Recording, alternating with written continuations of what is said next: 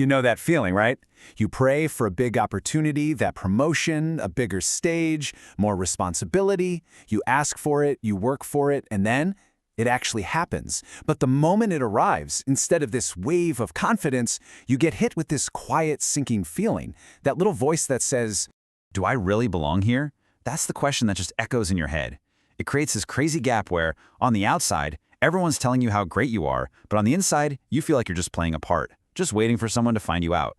So let's dive into this, because that feeling, that the very thing you prayed for now feels way, way bigger than you, well, modern psychology actually has a name for it. Yeah, they call it imposter syndrome. It's this persistent fear that you just aren't as capable as everybody thinks you are. But here's what's so fascinating. While that name is pretty modern, the problem itself, it is anything but new. In fact, this feeling of being an imposter, of being totally inadequate for the job, it shows up in the stories of some of the most important, most impactful leaders in all of history. They wrestled with this exact same thing. And for the perfect example, we've got to go way back to the story of Moses at the burning bush. I mean, think about it. God gives him one of the biggest assignments in human history, and his response is probably not what you'd expect. That was his first reaction. Not "let's go," not "I'm your guy." Nope. It was deep, profound hesitation. He immediately looks inward and asks, "Who am I?" That is the classic #1 question of imposter syndrome. And you know what? He had his reasons, right? He's looking at his own resume and he sees a fugitive, a guy with a pretty shaky past. He points to his own limitations. He says, "I'm not a good speaker." See, Moses wasn't questioning God's power. He never doubted that God could free the Israelites. He was questioning his own ability to be the one to do it. But listen to God's answer. It's so powerful. God doesn't list all of Moses' hidden talents or give him some big pep talk. The answer is simple, and it completely reframes the entire situation.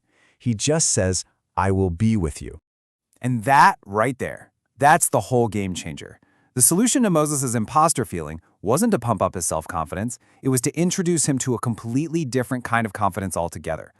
And this just lays it out perfectly.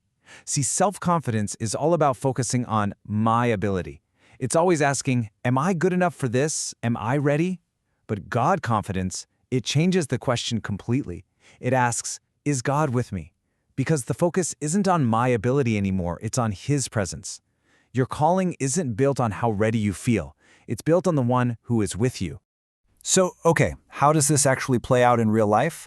Well, imposter syndrome loves to tell you that you have to be 100% prepared before you can step up. It makes you believe you have to feel ready first. But the truth is, the script gets totally flipped. Your capacity, your skill, your readiness, it's not a prerequisite for the calling. It's actually a result of answering the call. The work itself, the day-in, day-out process of stewarding that assignment is the very thing that grows you into the person you need to be for it. And we see this pattern everywhere. I mean, think about David. His training to face Goliath didn't happen in some Royal Army boot camp. It happened out in the lonely fields protecting sheep from lions and bears. And Peter?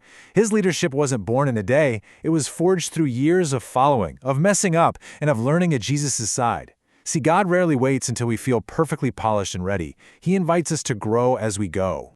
So, what's our move? How do we actually take this idea of God confidence and put it into practice? Well, it starts with the words we speak over ourselves. We have to make sure they line up with the calling we've actually been given. So try on an affirmation like this. Look, the goal here is not to get rid of humility or to pretend you've got it all figured out. Not at all. The goal is to get rid of the hesitation and the self-doubt that are literally contradicting what God is calling you to do. It's about choosing to agree with His plan for you.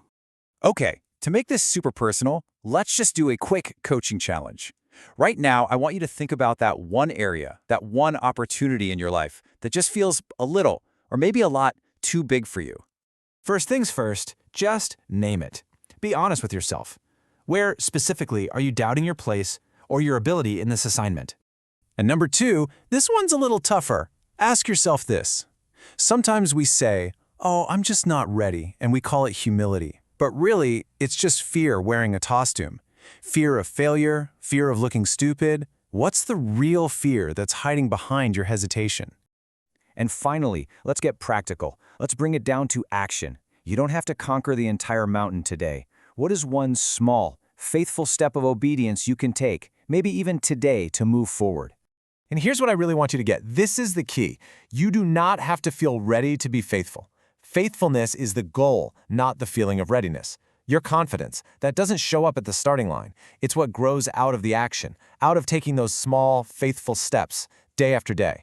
So let's just reframe this whole thing. You are not an imposter. An imposter is someone who snuck in, someone who doesn't belong. That is not you. You have been entrusted with this assignment.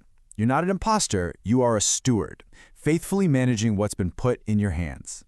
And that really leaves us with this final thought to chew on. The question isn't if your confidence will grow, it's how. As you choose day by day to just walk forward faithfully, one small step at a time, just imagine how your confidence, that real deep God confidence, is going to rise up to meet the incredible calling that's on your life. Want to start your week with power, peace, and purpose? Join the Affirm Your Greatness community, where faith meets mindset, all for just $9 a month or $50 a year. This is your space to speak life, grow boldly, and walk in God's promises. Affirm your greatness, speak life, live boldly. Now available on Amazon.com. Unlock the transformative power of positive affirmations with this essential guide by certified personal development coach and motivational speaker, Dennis of DennisMotivates.com.